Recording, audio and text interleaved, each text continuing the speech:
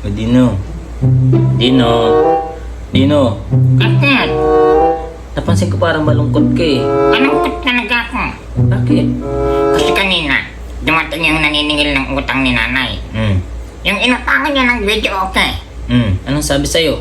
Sabi niya, Hoy Dino, nandyan ba yung nanay mo? Anong sagot mo?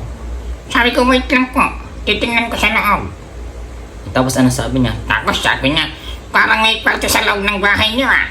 May kumakanta. Anong sagot mo? Sabi ko, wala ko yan. Tapos pumasok na ako sa loob ng bahay.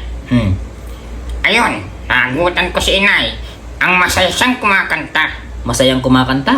Oo, masayang kumakanta. Anong sabi mo? Sabi ko, Nay, andyan po yung naniningil ng utang mo. Si Kuya, yung sa video okay?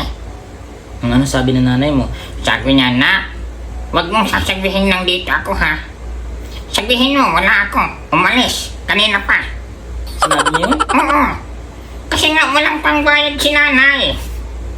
Pasaway ka. O tapos anong nangyari? Tapos yun, nagulat na lang kami ni nanay na yung naniningil ng utang nandun na sa loob ng bahay. Bakit? Ay nakalimutan pala ni nanay na i-off yung mic ng video okay.